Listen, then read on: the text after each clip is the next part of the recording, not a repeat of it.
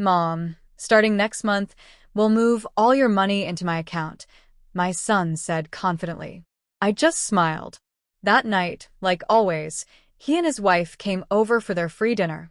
But when they walked into my house, both of them screamed in shock. Oh, my God. You will not believe what my son, the boy I practically bled for, actually said to me. The moment he looked me in the eye and casually demanded total control of my entire life savings, I swear, something inside me just snapped. But what I didn't realize then was that this shattering betrayal would be the very catalyst for my ultimate liberation. It was a Thursday afternoon, my kitchen same as any other. My son, Lawrence, was sipping his coffee, looking so calm, so utterly self-assured. Mom, he said, like he was announcing the weather. Starting with your next paycheck, we're going to transfer all your money to my account. Just like that. As if he was doing me a favor. As if I, at 62 years old, was suddenly incapable of managing my own finances. I just stared at him. For a few agonizing seconds, I couldn't even speak. I searched his eyes, desperately looking for some hint, some explanation for why my own son, the boy I raised alone, the child I fed with the sweat of my brow, was asking for complete access to everything I had. But there was nothing. Just that calm smile, that chilling confidence of someone who knows they're completely in control. So I took a deep breath, swallowed the lump in my throat, and I told him, yes, that seems fine. I trust you. His smile widened. He stood up, gave me this quick, mechanical peck on the forehead, one of those kisses that mean absolutely nothing, and he said, it's for the best, Mom. You won't have to worry about a thing. I'll take care of everything. It's for your own good. For your own good. Those words just hung in the air long after he walked out the door. That same night, like clockwork, Lawrence came back. But he wasn't alone. He had his wife with him, just like every Friday night for the past 3 years. They expected dinner ready. They expected the table set. They expected hot, free food. I heard them arrive, heard their footsteps at the front door, heard the key I'd given him turning in the lock. And then I heard it. A scream. It was high-pitched, desperate. The scream of someone who just saw something utterly unexpected. The scream of someone who realized things were not going to be the way they thought. I didn't move. I stayed seated in my chair in the empty kitchen, in my empty house, just listening to that scream echo. I didn't go to see what was happening. I already knew. Lawrence burst into the kitchen, his face pale, eyes wide. His wife stumbled in behind him, mirroring his shock and disbelief. Mom, he yelled. Mom, what did you do? Where is everything? Where's the furniture? Where's the TV? Where is everything that was here? I looked at him. A calmness, a strange, almost terrifying calm, settled over me. A calmness I didn't even know I possessed. And in the softest voice I could muster, I told him, oh, I sold some things. I needed the money. After all, if you're going to be managing my finances, I needed to make sure I had some cash first, didn't I? His face. It went from pale to beet red, from shock to absolute fury. He took a step towards me. And for the very first time in my life, I saw my son for what he truly was. Not the little boy I'd raised, not the young man I'd helped build a life for. No. He was a stranger. Someone looking at me with contempt, with rage, with something that dangerously resembled hatred. You're crazy, he spat. You're completely insane. How could you sell everything without asking me? Now, what are we going to do when we come over? How are we going to be comfortable here? That was the sentence. The one that changed everything. How are we going to be comfortable here? Not. How are you going to be comfortable, Mom? He wasn't worried about how this affected me, but how it would inconvenience them. As if my home, my things, existed purely for their comfort. His wife stepped closer, those eyes that always seemed cold and calculating, fixed on me. And she said something I will never, ever forget. She said I was being selfish. That I was only thinking about myself. That they came every week to keep me company, to make sure I was okay, and this was how I repaid them. Selfish. Me. The woman who worked double shifts for years so Lawrence could go to college. The woman who gave up on a new life after his father left us because I didn't want my son to grow up with a stepfather. The woman who lived in tiny apartments, wore old clothes, ate rice and beans for a month so he could have those expensive brand-name sneakers he wanted. Selfish. Lawrence just stood there, looking at me like I was a problem to be solved. And then he said it. The words that truly broke me. He said maybe it had been a mistake to suggest the bank account transfer.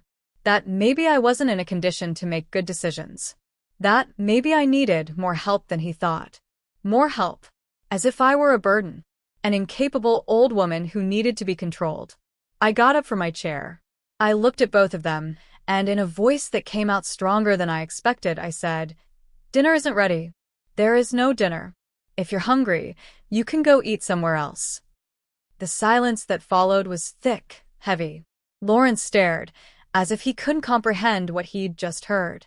His wife let out a dry, bitter laugh, muttering something about respect and gratitude.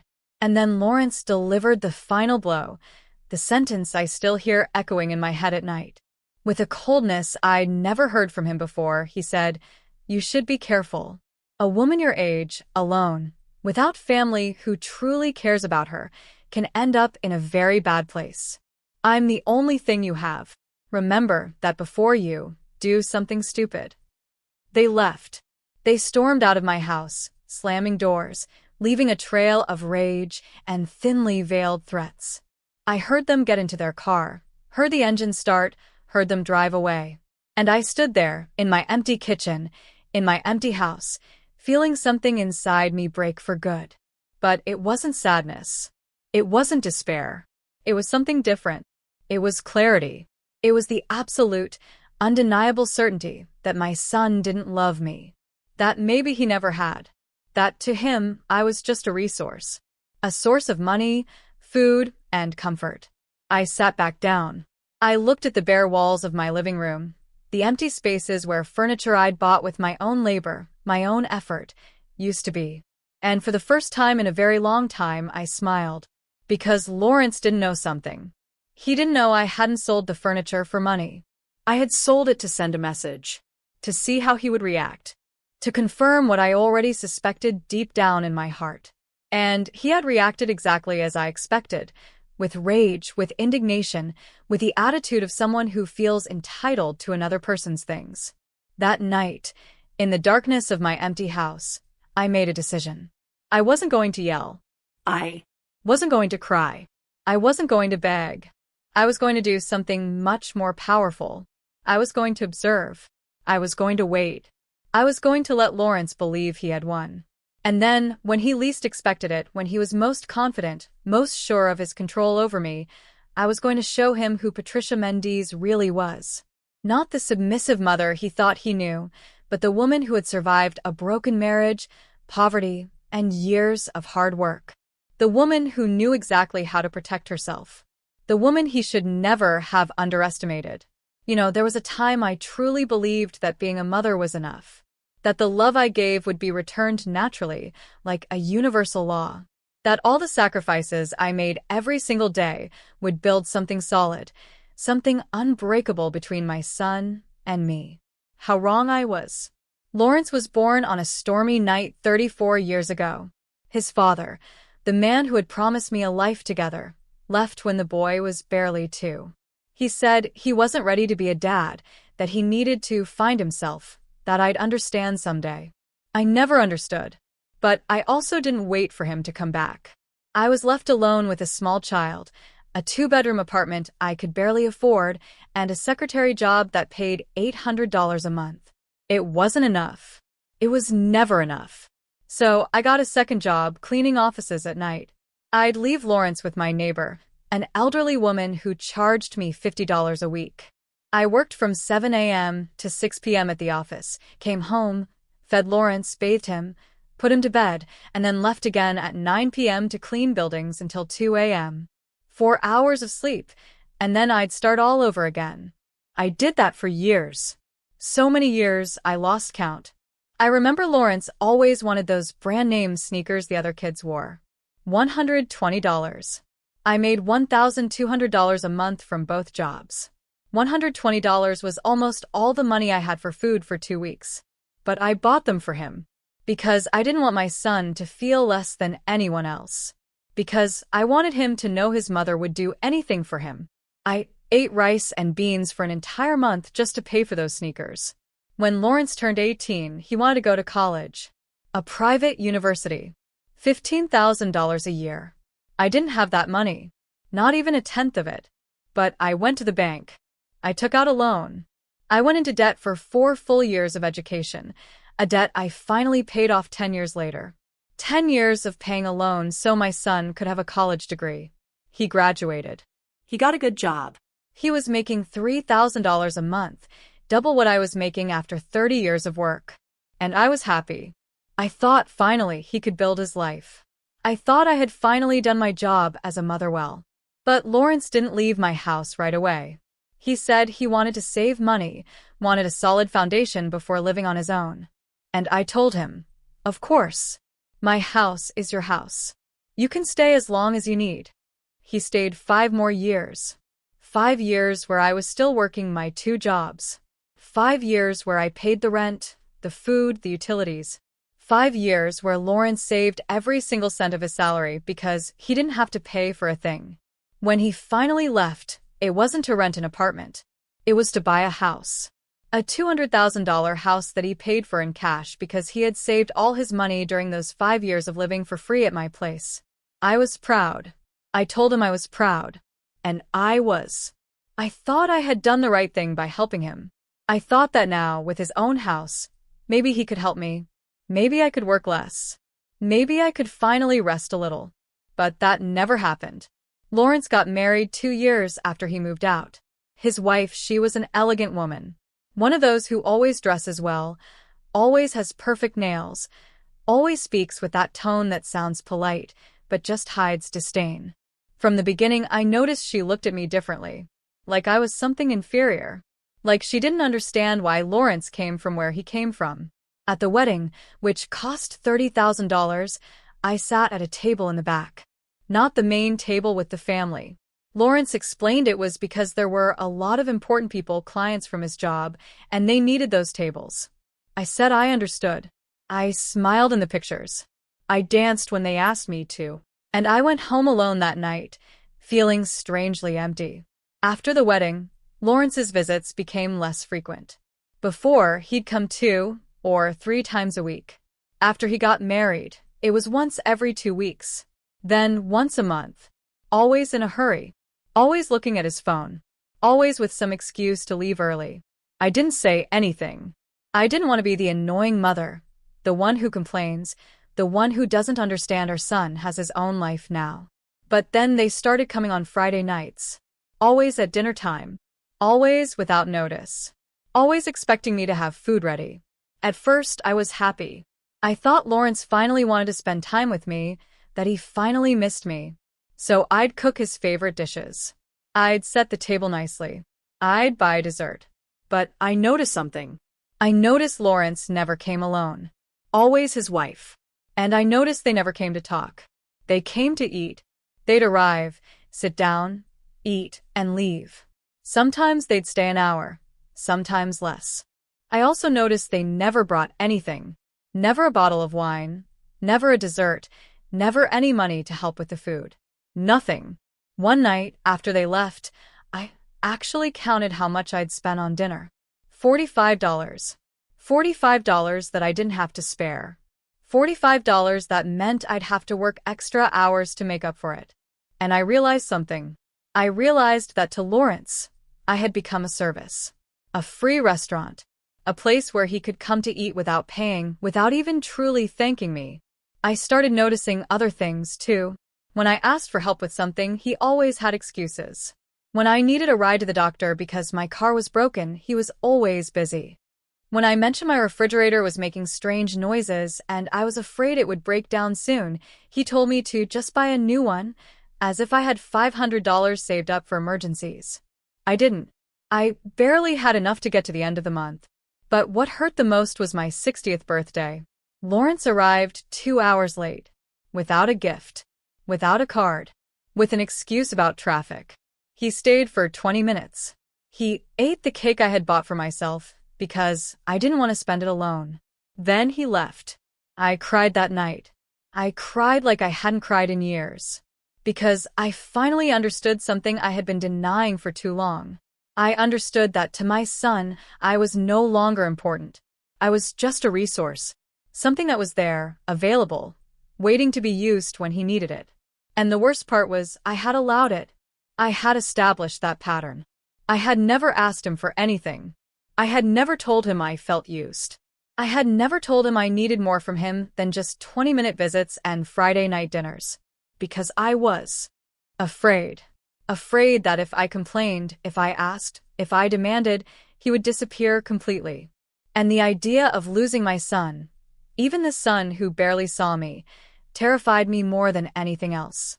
So, I continued to be the convenient mother, the silent mother, the mother who was always there, who always had the door open, who never caused problems. Until that Thursday afternoon. Until Lawrence told me he wanted to manage my money. And something inside me, something that had been asleep for years, woke up. A small, but clear voice that told me this wasn't right.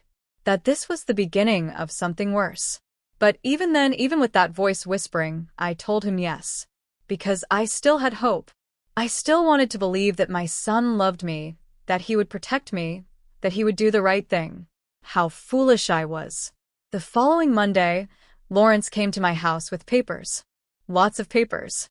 He spread them out on the kitchen table with that smile that now seemed different, less warm, more calculating. "Mom, this is simple," he told me. "I just need you to sign here, here, and here. They're the documents so I can have access to your account, so I can transfer your paycheck automatically every month. That way, I'll take care of paying your bills, managing everything. You won't have to worry about a thing." I looked at the papers. Bank forms. Authorization forms. I read the fine print, the stuff people usually ignore. And I saw something that chilled me to the bone. It wasn't just access to my account. It was complete power. It was the authority to make transfers, to close accounts, to make financial decisions on my behalf. "Lawrence," I said, "this says you would have total control over my money." He nodded, as if it were the most normal thing in the world. "Yes, Mom. This way, it's easier. That way, I can manage everything without having to ask you for authorizations every time. It's for practicality."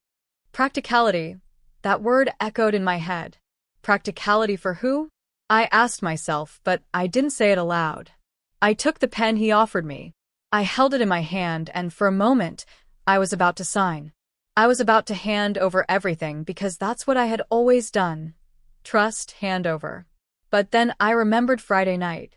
I remembered his face, full of fury, when he saw the empty house. I remembered his words. I remembered how he had threatened me, even if he probably didn't even realize it was a threat. I put the pen down on the table. "You know what, Lawrence? Give me a few days to think about it. I want to read everything carefully. I want to be sure." His expression changed, just for a second. Just a flash of irritation that crossed his face before he smiled again. "Mom, there's nothing to think about. It's simple." But fine. "If you want a few days, that's okay."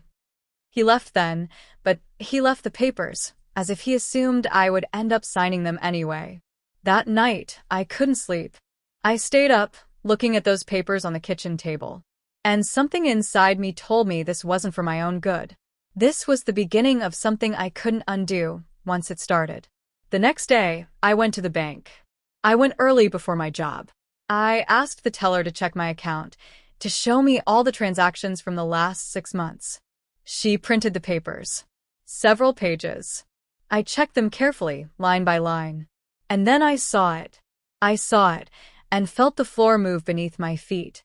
There was a withdrawal I hadn't made.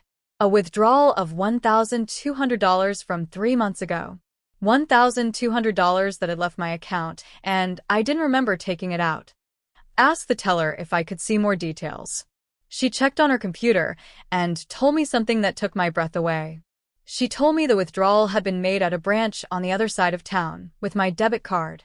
But I had never been to that branch, and my card was in my purse. It had always been in my purse, except for one time. I remembered then.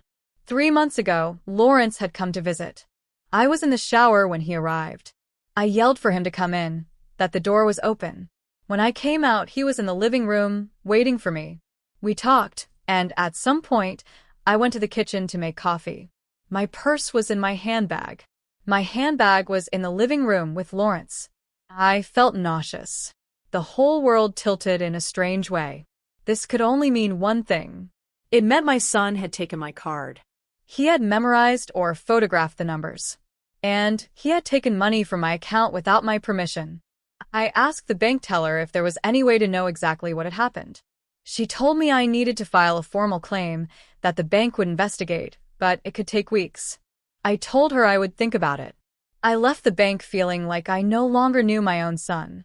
But I didn't file the claim. Not yet. Because I needed to be sure. I needed to know if this had been just one time, or if there were more. The next few days, I spent checking everything. Every paper I had in my house, every document, every old bank statement, I had saved in a box in my closet. And I found more things. I discovered that 2 years ago, when I was in the hospital for pneumonia, someone had used my health insurance for consultations I hadn't made. Consultations at clinics I didn't know about. Consultations that had exhausted my annual coverage, which was why I'd had to pay out of my own pocket for some medications that year. I also found there was a credit card in my name that I didn't remember applying for. A card with a balance of $3,000. $3,000 in purchases I hadn't made, at stores I had never been in. I called the credit card bank. I asked them when the account had been opened. They told me it was 18 months ago. I asked where the purchases had been made. They gave me a list. Hardware stores, electronic stores, home furniture stores. Lawrence had bought a house 2 years ago. Lawrence had renovated that house. And apparently, Lawrence had used my credit to do it. I sat on the floor of my bedroom, surrounded by papers, feeling like everything I had believed about my life was falling apart. It wasn't just the money. It was the betrayal. It was knowing my son had been stealing from me for years. That he had seen me as an unlimited source of resources. That he had never intended to take care of me or protect me. I cried. I cried until I had no more tears.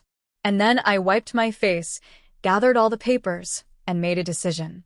I wasn't going to confront him yet. I wasn't going to yell at him or complain. Because I knew that if I did, he would deny everything. He would say I was confused. He would say I was senile. He would say anything to make me doubt my own memory, my own sanity. No. I was going to be smarter than that. I was going to collect proof. I was going to document everything. I was going to build a case so solid that he couldn't deny it. And then, only then, would I act. That Friday, Lawrence came back. As always, at dinner time. As always, expecting food ready. But this time, I had cooked something different. I had made his favorite dish, chicken with sauce and rice. The same dish I used to make for him when he was a little boy and came home from school feeling sad. The dish that told him how much I loved him without needing words.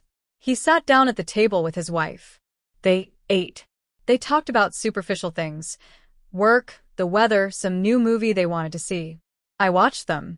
I watched them as if I was seeing them for the first time. And I realized something.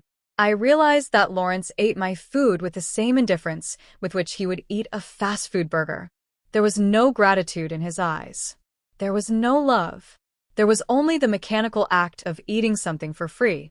When they finished, Lawrence took out the bank papers again. He put them on the table right next to his empty plate. Mom, the days you asked for have passed. You've thought about it, right? Sign this, and I'll take care of everything. I looked him straight in the eyes. And I told him, in the calmest voice I could find, that I still wasn't sure. That I needed more time. His wife scoffed. Patricia, this is ridiculous. Lawrence is just trying to help you. I don't understand why you're being so distrustful. Distrustful? She called me distrustful. And the saddest thing was, she was right, but not in the way she thought. Lawrence stood up. His expression was hard now, without the mask of a smile. Mom, this is for your own good. You can't keep managing your finances alone. It's obvious. Look at how you sold the furniture, without thinking. Look at the irrational decisions you're making. Irrational. Selling my own furniture in my own house was irrational, but stealing from me for years wasn't? I didn't say anything. I just held his gaze until he looked away. They left that night without saying goodbye. And I stayed seated in my kitchen, looking at those unsigned papers, knowing that the war had just begun. A silent war. A war that I had to win. Because if I lost, I wouldn't just lose my money. I would lose my dignity, my autonomy, my life. The days after that, dinner became strange. Lawrence didn't call again. He didn't visit again. It was as if he had decided to punish me with his absence. As if he believed I would fall apart without him, that I would beg him to come back, that I would finally sign those papers just to get his attention. But I didn't fall apart. For the first time in years, the silence of my house didn't feel empty. It felt full. Full of something different. It felt full of clarity. I spent those days going through every detail of my financial life. Every receipt I had saved, every bank statement, every paper that had any connection to money. And the more I looked, the more I found. I discovered that 3 years ago, when Lawrence asked me to lend him my ID because he had lost his and needed to pick up an urgent package, he had done something else with it. He had opened an electricity service account in my name at an address that wasn't mine. At his house. For 3 years, the electricity account for Lawrence's house had been in my name. And when he didn't pay on time, the penalties accumulated on my credit history. That's why I had been denied a small loan last year when my car needed urgent repairs. That's why my credit score had mysteriously gone down. I called the electricity company. I explained that the account wasn't mine, that I had never lived at that address. The woman on the phone told me I needed to file a sworn statement, that I had to report this as identity fraud. Identity fraud. Committed by my own son. I hung up the phone and stared at the wall for I don't know how long, trying to process how I had gotten to this point, trying to understand at what moment my son had become this. That night, I couldn't sleep. I stayed awake, staring at the ceiling, listening to the sounds of the city outside.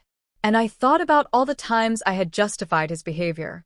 All the times I had told myself that he was busy, that he had his own life, that I was being demanding by expecting more from him.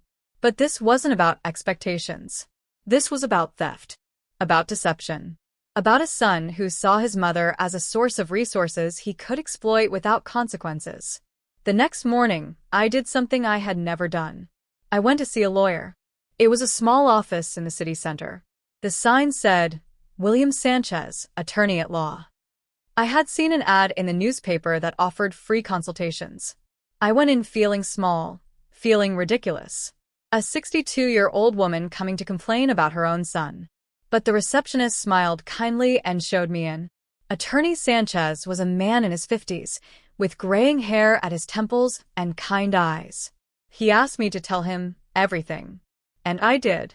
I told him about the money that had disappeared, about the credit card I hadn't applied for, about the electricity account, about the papers Lawrence wanted me to sign.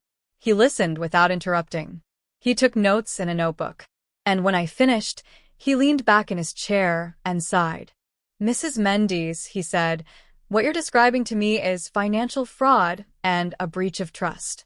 If you sign those papers your son is asking you to, you're giving him total legal access to your money. He could empty it all out, and you would have no legal recourse because you yourself gave him permission. The words fell on me like stones. I knew it. Deep down I knew it.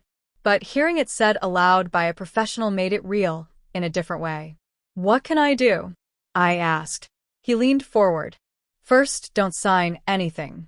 Second, you need to report the credit card fraud and the theft from your bank account. Third, you need to change all your passwords, your personal identification numbers, everything. Fourth, consider getting a restraining order if you feel you're in danger. A restraining order. Against my own son. The idea seemed absurd and devastating at the same time. I don't want to get him in legal trouble, I told him. He's my son. The lawyer looked at me with something that seemed like compassion and sadness. Mrs. Mendes, your son is already in legal trouble. He's committed several felonies. The question isn't whether you want to get him in trouble. The question is whether you want to protect yourself. I left that office with a folder full of forms and a list of things I needed to do. I felt overwhelmed, but I also felt something else. I felt determined. I went straight to the bank. I changed all my passwords. I requested a new debit card. I closed the fraudulent credit card and filed a formal dispute. The teller at the bank helped me with everything. She treated me with patience, without making me feel stupid or weak. When I got home that afternoon, I felt exhausted, but also strangely light, as if I had shed an invisible weight I had been carrying for years. That night, Lawrence finally called. His voice sounded tense on the phone. "Mom, we need to talk. Come over for dinner, at my place tomorrow. We have to sort this out." It wasn't an invitation. It was a command. And before, I would have obeyed without question. But now, after everything I had discovered, I only felt a cold calm. "I can't tomorrow," I told him. "I'm busy." "Busy? Mom, what can you be busy with? This is important." "For you, maybe," I said. "For me, there are other, more important things now." There was a silence on the other end of the line. A silence heavy with surprise and irritation. "You're acting very weird, Mom. I don't know what's wrong with you, but you need to stop being so stubborn and sign those papers. This is for your own good." For my own good. Those words again, as if stealing from me were an act of love. "Lawrence," I said, with a voice that came out firmer than I expected.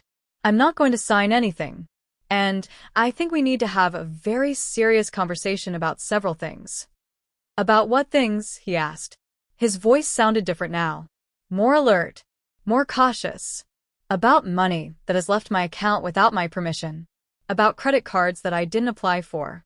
About utility accounts in my name at addresses where I don't live." The silence that followed was absolute. So thick I could almost feel it through the phone. "I don't know what you're talking about," he finally said. His voice was controlled, but I could detect the panic underneath. "I think you do," I told him. "And I think you need to think very carefully about what you're going to say next. Mom, you're delusional. You're confused. Maybe you need to see a doctor." There it was. The card I knew he would play. The card to make me seem senile, confused, incapable. "I'm not confused, Lawrence. I have all the papers. I have all the proof. And I've already spoken with a lawyer." Another silence. This one longer, heavier. "You spoke with a lawyer?" His voice was almost a whisper now. Almost a threat. "Yes." "And he explained exactly what you've been doing. He explained what fraud is. What's illegal." "Mom, you can't be serious. I'm your son. Everything I've done has been to help you." "Help me, Lawrence? "You stole from me." For years, you used me. You lied to me." "I would never," he began to say, but I interrupted him. "Yes, you did. "And you know it." The question now is, what are we going to do about it?" I heard his breathing on the other end of the line. Heavy. Agitated. "I'm coming over," he said. "We need to talk in person." "No," I told him. "You are not coming over. If you want to talk, we can do it on the phone or we can do it with lawyers present." "You're crazy," he yelled. "Completely crazy. After everything I've done for you, after all the times I've come to see you, that I've worried about you, all the times you came to eat for free, you mean? All the times you needed something from me? But the times I needed you, where were you?" I hung up then, before he could respond, before he could manipulate me with words again. And I stayed there, sitting in my kitchen with the phone in my hand, trembling. But not with fear. With rage. With years and years of suppressed rage that was finally finding its voice. That night, I slept better than I had in months. Because I had finally told the truth. I had finally stood my ground. And although I didn't know what would come next, I knew that I was no longer going to be the silent mother who allowed herself to be trampled on. The next morning, I woke up with a clarity I hadn't felt in years. It was as if a thick fog had lifted from my mind. And now I could see everything with an almost painful sharpness. I knew what I had to do. I knew I couldn't stop now. After breakfast, I grabbed my purse and left the house. I had a mental list of all the places I needed to visit. All the loose ends I needed to tie up. If Lawrence thought I was a confused and helpless old woman, He was about to discover how wrong he was. My first stop was the main bank where I had my savings account, not the checking account where I received my paycheck, but the other one, the one I had opened 30 years ago when I still had dreams of buying my own house someday. I had $7,200 saved. It wasn't a lot after a lifetime of work, but it was mine. I asked the manager to close that account. She asked if I was sure if there was a problem. I told her I just wanted to make some changes. She gave me the money in a cashier's check and recommended I open an account at another bank for greater security. I followed her advice. I went to a different bank, one on the other side of town, one where Lawrence had never gone with me. I opened a new account, an account that only I knew about, an account where he could never find my money. Then I went to the electricity company. I filed all the documents Attorney Sanchez had helped me prepare. The sworn statement, the copy of my ID, the proof that I had never lived at the address where that account was registered. The woman who helped me reviewed everything and told me they would start an investigation, that the account would be transferred to the correct name or closed, that I would no longer be responsible. I felt as if an invisible chain had been removed from my shoulders. My next stop was the credit bureau. I requested a full report of my history. I wanted to see everything. I wanted to know if there were more things Lawrence had done behind my back. The employee gave me a thick document. I sat in the waiting room and read it, page by page. There was something else I didn't know about. A personal loan of $5,000 taken out 2 years ago in my name. A loan that had never been fully paid and was now in collections. $5,000. I felt the rage rise in my throat again, like bile. I marked every fraudulent item with a marker. I filled out the dispute forms one by one with clear, firm handwriting. When I left that office, it was almost 3 o'clock in the afternoon. I hadn't eaten anything since breakfast, but I wasn't hungry. I had something stronger than hunger. I had a purpose. I then went to my neighbor's house, Mrs. Alice Morrison. She was 70 years old and had lived in the building since before I did. We had been friends for decades, although in recent years we had drifted apart a bit. I had been so focused on Lawrence, so consumed with trying to maintain that relationship that I had neglected other connections. I knocked on her door.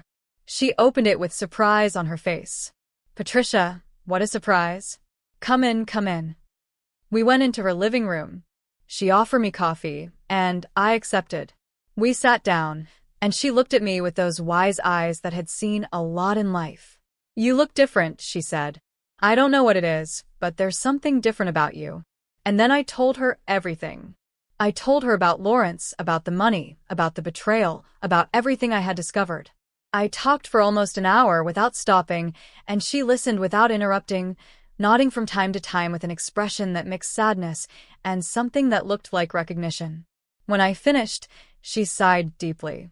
"Patricia, I knew something wasn't right. I saw it every Friday when he came over. The way he treated you like you were a service. But I didn't say anything because it wasn't my place. But I'm glad you're finally seeing the truth." She took my hand then. Her fingers were cold, but her grip was firm. "I need to ask you a favor," I told her. "I need you to be my witness.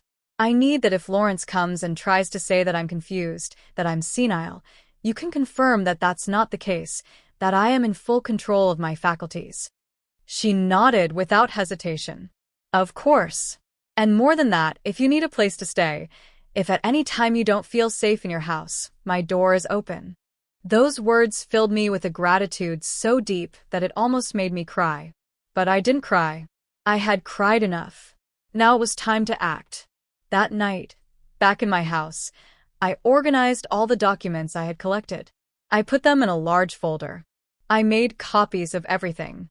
I put the originals in a safe place and left the copies in the folder. If anything happened to me, if Lawrence tried to do something, there would be evidence. There would be proof. I also wrote a letter. A letter detailing everything I had discovered, everything Lawrence had done. I put it in a sealed envelope with instructions that it was to be opened only in case of an emergency. I gave it to Mrs. Alice to keep.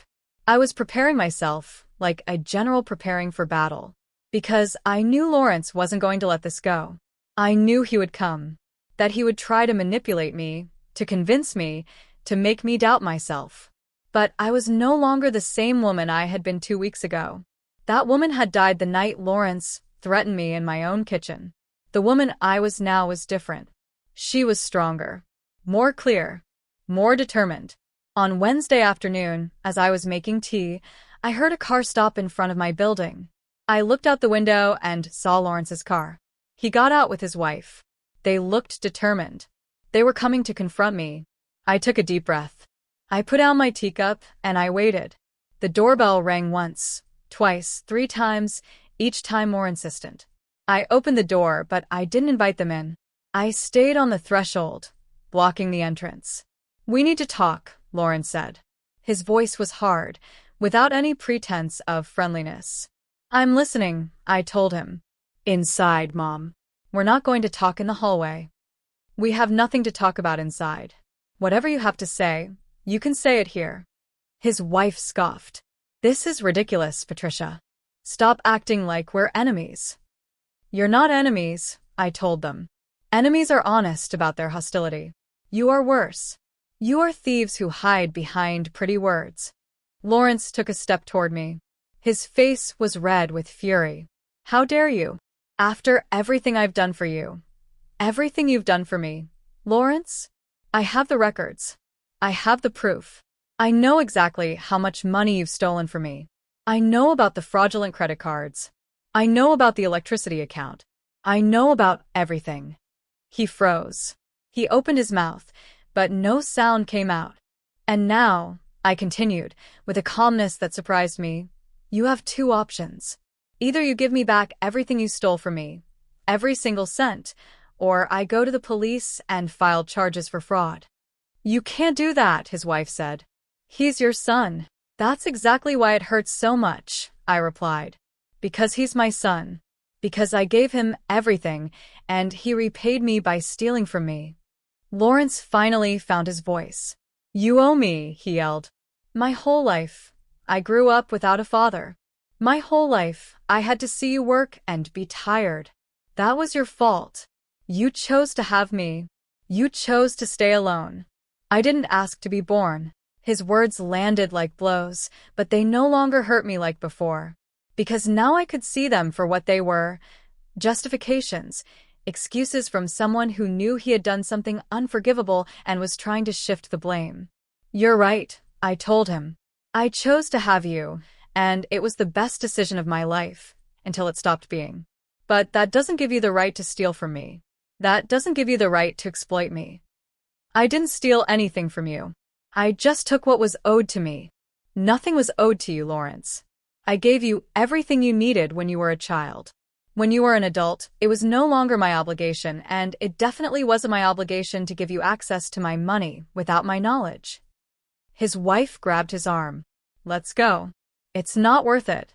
She's already lost." Lost? What an interesting choice of words.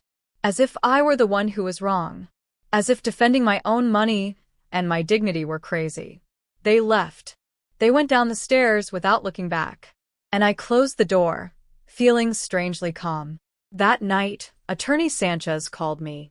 He told me that the banks had confirmed the fraud, that the credit card money would be canceled, that they were investigating the unauthorized withdrawals, that I had a solid case if I decided to file criminal charges. I thanked him and hung up.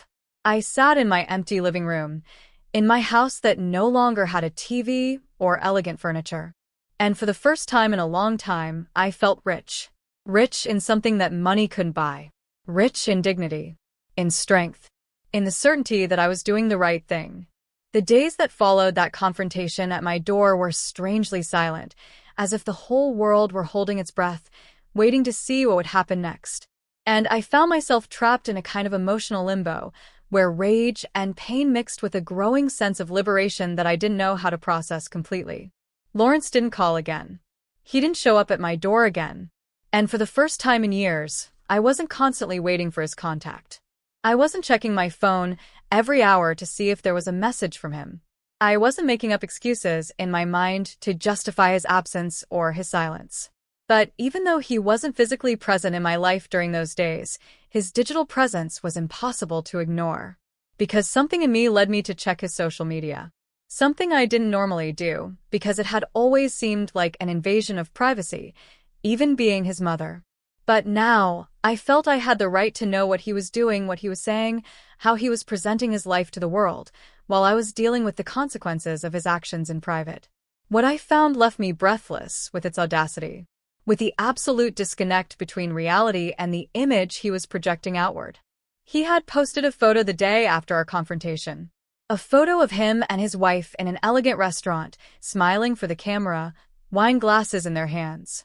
And the caption said something about celebrating the release of toxic energies and surrounding oneself only with people who bring value to life. As if I were the toxicity he needed to free himself from. As if the fact that I had refused to let him steal more was some kind of negativity that he had had the wisdom to remove from his existence. The comments below the photo were all positive, all congratulating him on taking care of his mental peace, on setting healthy boundaries, on prioritizing his emotional well-being. And I was left staring at that screen, feeling a mixture of disbelief and disgust, because all those people who were supporting him had no idea that the man they were celebrating had been stealing from his own mother for years. There were more posts in the following days, each one more elaborate than the last, as if Lawrence were deliberately constructing a public narrative of his life that had absolutely nothing to do with the truth. I saw a photo of him at the gym, with a reflection on self-care and the importance of investing in oneself before being able to help others. Words that sounded profound and meaningful, until you remembered that this was the same man who had used money stolen from his mother to buy gym memberships and expensive athletic clothes. Another photo of him working on his computer, with a comment about the sacrifice and hard work it takes to build a successful future, without mentioning that that future had been partially financed with fraudulent credit cards in my name and utility accounts that I was paying for without knowing it. What impacted me the most was a post he made that Friday, exactly the day he would normally have come to my house for dinner. A post where he shared an old photo of when he was a child with me. A photo I didn't even know he had. A photo where I was holding him in my arms when he was maybe 5 years old, and we were both smiling. And the text that accompanied the photo was something about how sometimes the people you love the most are the ones who hurt you the most. About how he had learned that love doesn't mean tolerating abusive behavior. About how he had made the difficult decision to distance himself from a toxic family relationship for the sake of his mental health. Reading those words felt like someone had punched me in the stomach. Because Lawrence had taken our story, our real relationship, with all its complicated and painful nuances, and had completely inverted it, presenting himself as the victim and me as the abuser. The comments on that post were even more abundant than the previous ones. Dozens of people expressing their support, telling him how brave he was for setting those boundaries, sharing their own stories of difficult family relationships, completely validating his fabricated version of events. There were people I knew in those comments. Neighbors who had known her when she lived with me. Coworkers who had come to parties at my house years ago. All of them offering him words of encouragement and solidarity, without having the slightest idea that the person he supposedly needed to protect himself from was the same woman who had worked 2 jobs for years to give him the education that he now used to get his high-paying job. For several days, I watched this digital spectacle in silence, without commenting, without reacting publicly in any way. Because something in me knew that this was exactly the game Lawrence was playing, and that if I responded emotionally, I would be falling into his trap, giving him more ammunition for his narrative that I was the unstable and problematic mother he needed to distance himself from. But every new post, every new supportive comment he received from people who didn't know the truth, was like a small wound opening up somewhere deep inside me. Not because I cared what those people thought of me specifically, but because it hurt me to see how easily people believed a well-told story, without questioning if there could be another version of events. The last straw came when Lawrence posted a story on his account where he showed the house he and his wife had bought, showing the renovations they had made, the new furniture they had acquired, the perfectly designed garden, all presented as the fruit of his hard work and his dedication, without a single mention of the fact that a significant part of all that had been paid for with money that wasn't his, with credit that had been obtained fraudulently using my personal information. He showed it all with so much pride, with so much satisfaction, as if he really believed that he had earned it all himself. as if he had completely forgotten, or simply didn't care, that every brick of that house was partially built on the sacrifice and the theft of his own mother. I watched him live his life in those small digital windows and wondered how it was possible that someone could sleep at night knowing what they had done. How it was possible to maintain that facade of a successful and ethically correct person while simultaneously having committed fraud and theft against the person who gave them life. I wondered if he ever felt guilt. If ever, in the middle of one of those elegant dinners in expensive restaurants, or during one of those workouts at the gym, he would stop for a moment and think about his mother, sitting alone in an empty house, after having sold her furniture so she could eat, because her own son had been systematically stealing from her for years. But looking at his posts, seeing the ease with which he built and maintained this perfect public image, I came to understand something fundamental about Lawrence that maybe I had always known on some level, but had never wanted to fully admit to myself. And that was that my son had developed the ability to create parallel realities in his mind, where he could be simultaneously the abandoned son who deserved compensation and the successful man who had built everything himself, where he could justify theft as something that was rightfully his, while presenting himself publicly as a victim of family toxicity. It was a form of cognitive dissonance so deep that it almost seemed as if he really believed his own lies, as if he had built a narrative so elaborate in his head that the line between truth and fiction had been completely blurred. And as I watched all this from the silent distance of my empty house, something inside me hardened even more than it already was. Because seeing Lawrence not only steal from me, but also steal my story completely, inverting the roles of victim and victimizer in his public presentation of events, made me understand that there was no redemption possible here. There was no conversation I could have with him that would make him see the reality of what he had done. He had chosen his path. He had chosen the lie over the truth. He had chosen image over substance. And I needed to accept that the son I had raised and loved had never really existed in the way I believed, or had been completely replaced by this stranger who could smile for the camera while destroying his mother in private, without apparently feeling any genuine remorse. The moment came on a Tuesday afternoon, in a way I hadn't planned, but in retrospect, I realized had been inevitable from the beginning. Because the truth always finds its way to the light, no matter how many layers of lies are piled on top of it, trying to keep it buried. I was in Attorney Sanchez's office, going over the final documents of the case, when he informed me that the banks had completed their investigations and had confirmed a total of $17,000 in fraudulent transactions over the course of 3 years. An amount that took my breath away, not so much because of the number itself, but because of what it represented in terms of planning and premeditation. Because this had not been a mistake or a moment of weakness, but a systematic and deliberate operation of theft that had required constant effort and dedication on Lawrence's part. The lawyer explained to me that with this evidence, I had more than enough to file criminal charges, but that there was also another option that I might want to consider before making that final decision. And that option was to send a formal demand letter to Lawrence, giving him the opportunity to return the stolen money and compensate for the damages before proceeding with more severe legal action. He told me that this was a courtesy that many victims of family fraud offered, because they understood that no matter how serious the crime was, there were still family ties that complicated the situation in ways that didn't apply in cases of fraud committed by strangers. But he also warned me that this courtesy could be seen as weakness on the perpetrator, and that I needed to be prepared for the possibility that Lawrence would respond not with gratitude or remorse, but with more manipulation and denial. I thought about that for several minutes, sitting in the lawyer's office, looking at all the documents scattered on the desk that meticulously detailed every fraudulent transaction, every unauthorized account, every lie that my son had carefully constructed for years. And I realized that a part of me still held a small, irrational hope that if Lawrence was confronted with the irrefutable evidence of what he had done, maybe something in him would awaken. Maybe he would find some vestige of a conscience, or remorse, or at least the basic recognition that he had crossed a line that should not have been crossed.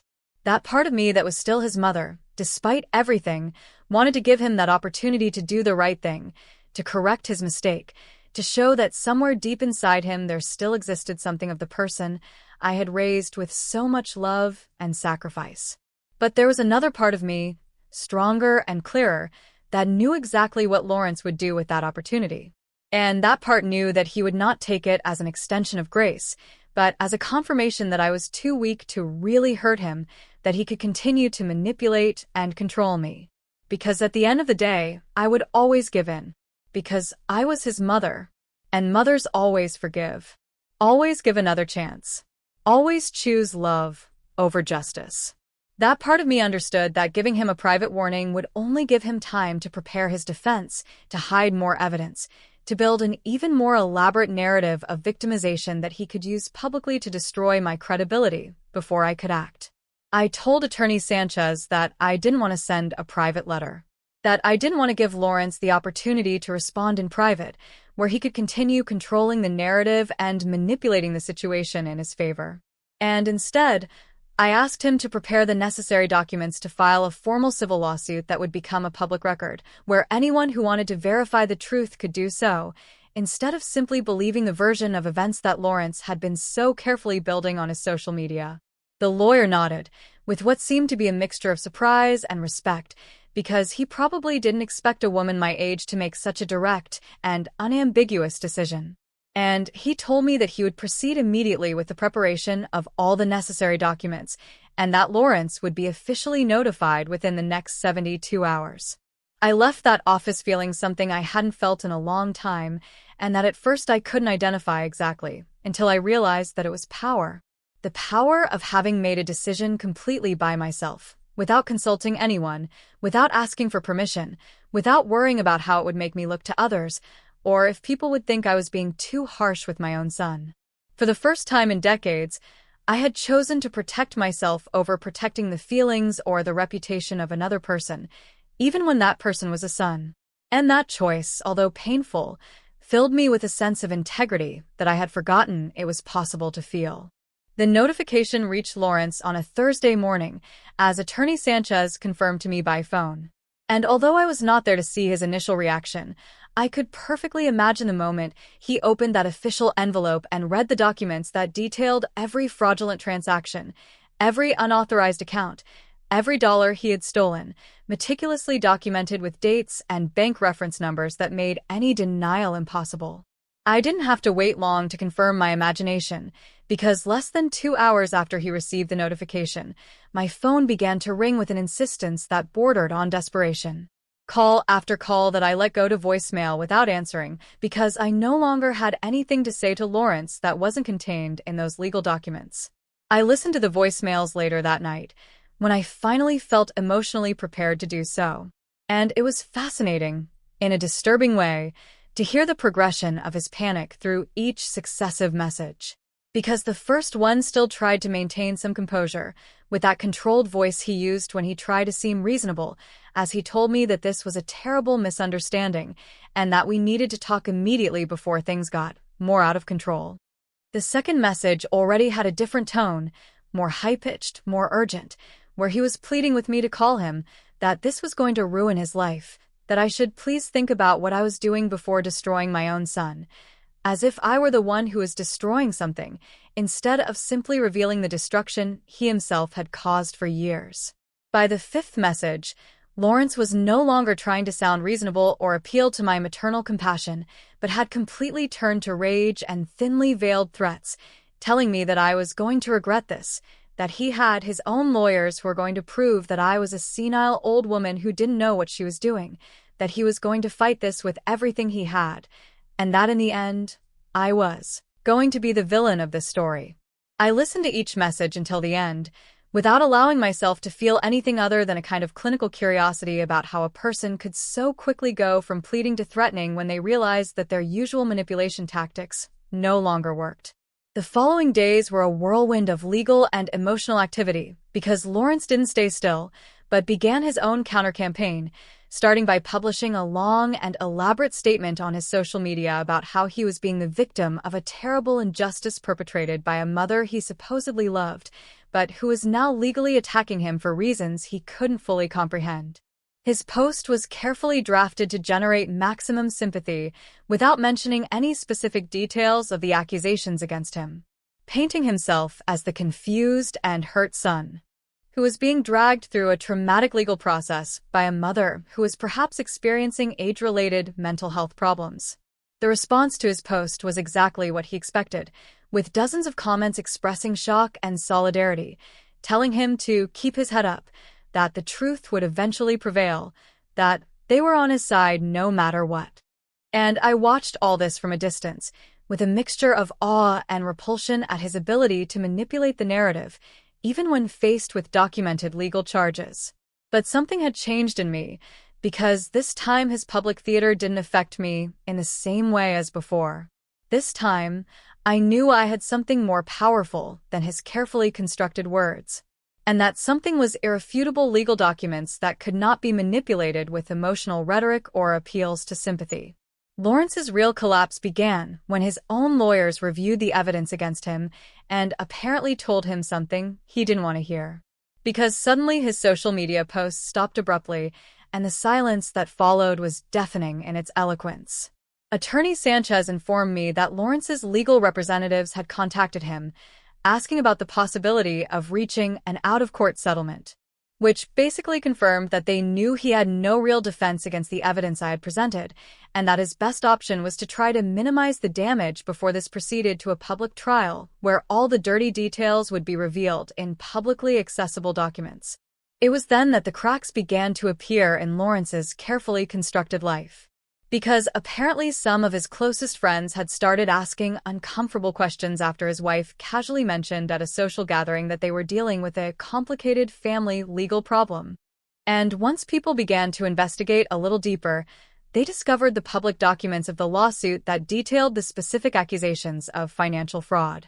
Mrs. Alice told me that she had heard from other neighbors that Lawrence's name was being mentioned in neighborhood conversations in ways that were definitely not flattering, that people who had once seen him as the successful and educated son now looked at him with suspicion and distrust.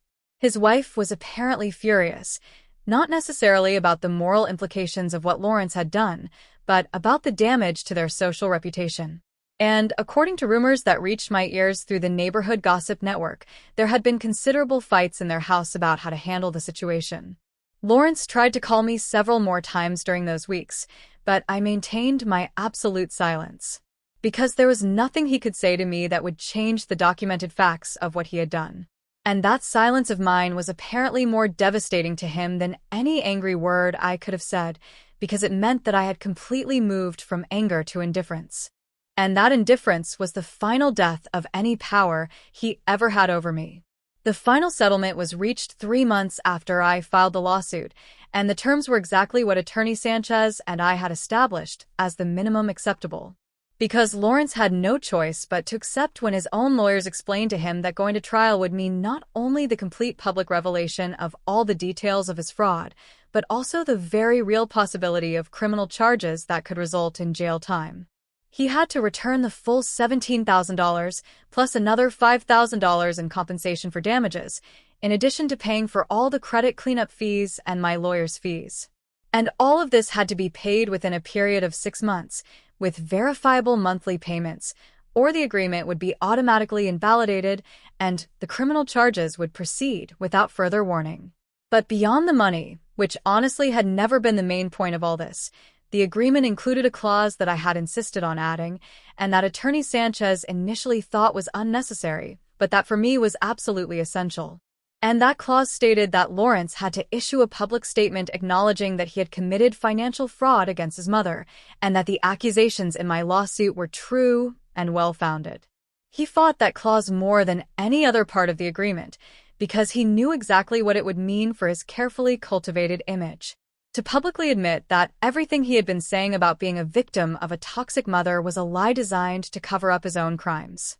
The statement appeared on his social media on a Tuesday afternoon, and it was brief and clearly drafted by his lawyers to minimize the damage as much as possible within the limits of what the agreement required.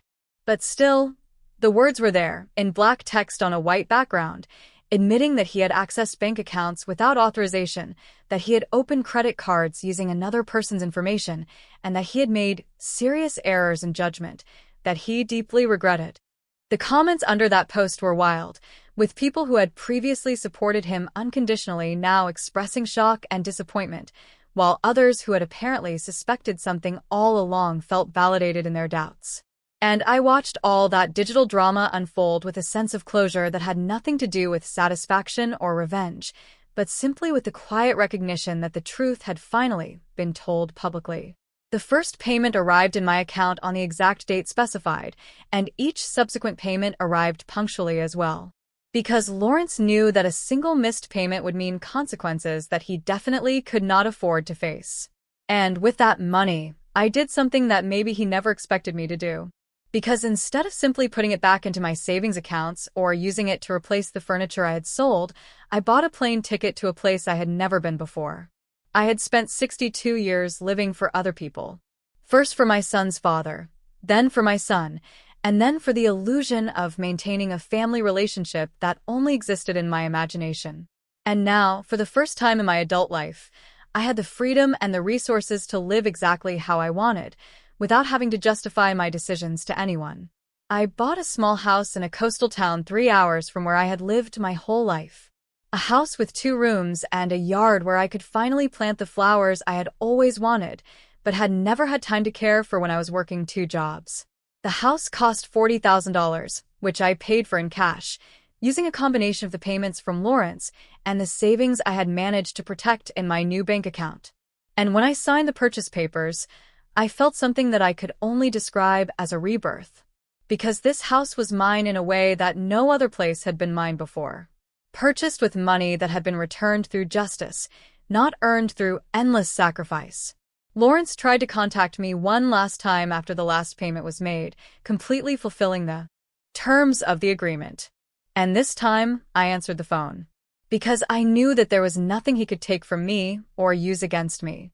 His voice sounded different, smaller, more humble, when he asked me if we could ever really talk, if there would ever be a possibility of some kind of reconciliation. And I listened to his question in silence before responding with words that I had been preparing in my mind for months. I told him that the son I raised never really existed, or died somewhere along the way, replaced by someone I didn't know and didn't want to know. And that although I wished him peace and growth in his life, that peace and that growth would have to happen away from me. Because I had closed that door, not out of hatred, but out of self-love. There was a long silence after my words, and then a sound that could have been a sob or just broken breathing, before he hung up without saying anything else. And that was the last time I spoke with Lawrence. Because some doors, once closed, need to stay closed. Not as a punishment, but as a protection. Now I live in my small house by the sea, and I spend my mornings drinking coffee in my garden, watching the flowers that I planted with my own hands grow. And there is a peace in this simple life that I never found in all those years of sacrifice and giving. Because I finally understood that true love begins with oneself, and that no relationship is worth maintaining if it requires you to betray your own dignity. Sometimes I see Mrs. Alice, who comes to visit me every few weeks, bringing gossip from the old neighborhood and news of people we used to know. And she tells me that I look different now, lighter, more alive, in ways that go beyond the physical.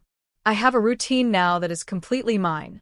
I wake up when my body wants to wake up, not when an alarm clock forces me to. I cook meals that I like, without thinking about someone else's tastes. I spend my afternoons reading books that I always wanted to read, but never had time for. And at night, I sit on my small porch, listening to the distant sound of the waves, and feeling a deep gratitude. Not for what I have in material terms, but for what I finally understood about my own worth. This is my victory. Not in the money recovered or in Lawrence's public admission, but in the fact that I recovered myself from decades of conditioning that had taught me that a mother's worth was measured only by how much she could give and how much she could endure. I learned that saying no is an act of self-love, that setting boundaries is not cruelty, but necessity, that protecting your peace is not selfishness, but wisdom. And now I live every day as a testament to those lessons learned too late, but not too late to matter. I closed that door on Lawrence, not for revenge, but for dignity. And that distinction, that makes all the difference. Because it means that I won, not by becoming his enemy, but simply by refusing to continue being my own victim.